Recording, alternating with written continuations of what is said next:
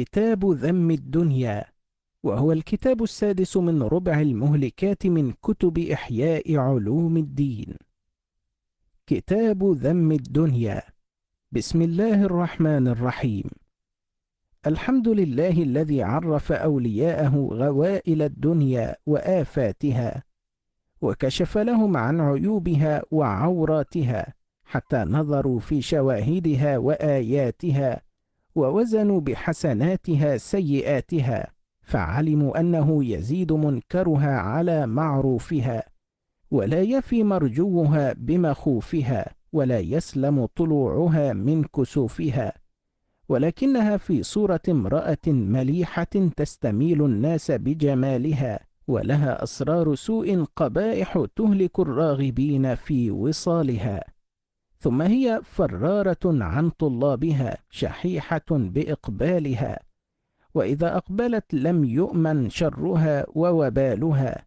إن أحسنت ساعة أساءت سنة، وإن أساءت مرة جعلتها سنة، فدوائر إقبالها على التقارب دائرة، وتجارة بنيها خاسرة بائرة، وآفاتها على التوالي لصدور طلابها راشقة، ومجاري أحوالها بذل طالبيها ناطقة، فكل متعزز بها إلى الذل مصيره، وكل متكبر بها إلى التحسر مسيره.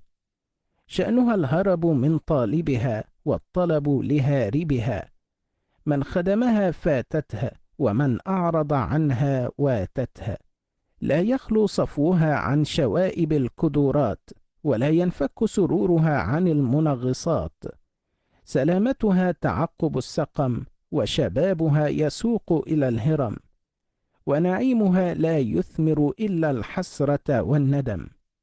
فهي خداعة مكارة، طيارة فرارة، لا تزال تتزين لطلابها، حتى إذا صاروا من أحبابها كشرت لهم عن أنيابها، وشوشت عليهم مناظم أسبابها، وكشفت لهم عن مكنون عجابها، فأذاقتهم قواتل سمامها، ورشقتهم بصوائب سهامها.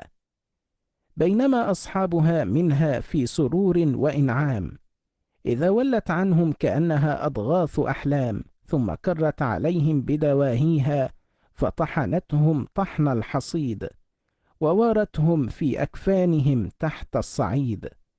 إن ملكت واحدا منهم جميع ما طلعت عليه الشمس، جعلته حصيدا كأن لم يغن بالأمس.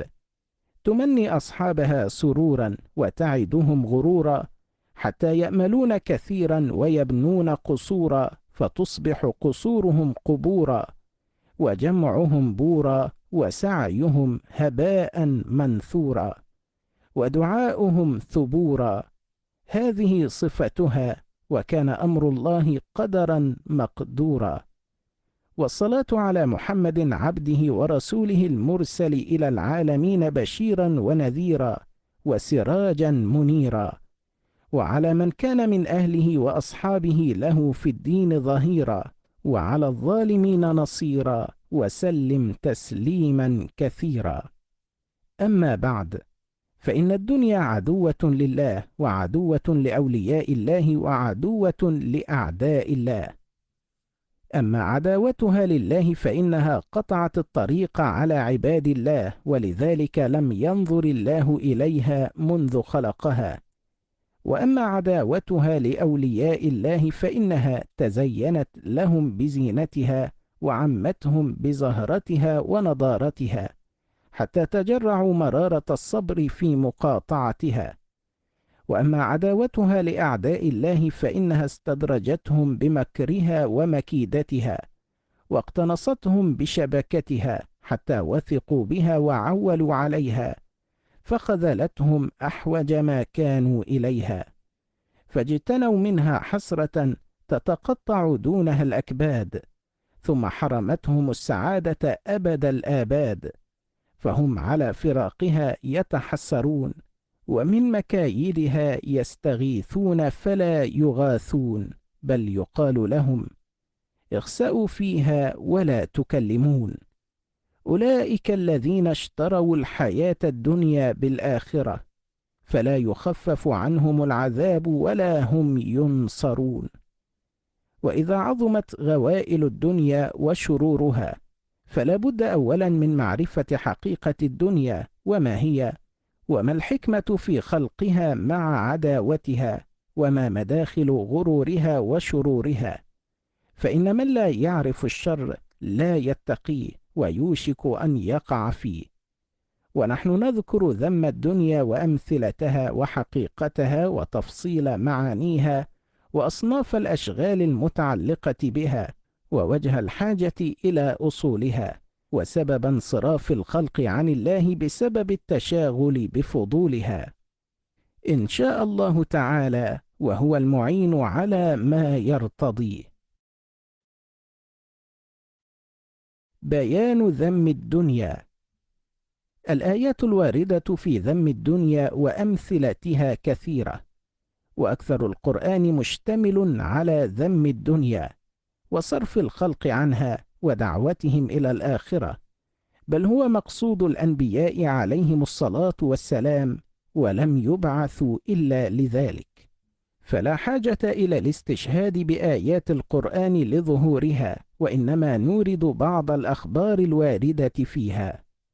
فقد روي أن رسول الله صلى الله عليه وسلم مر على شاة ميتة فقال: أترون هذه الشاة هينة على أهلها؟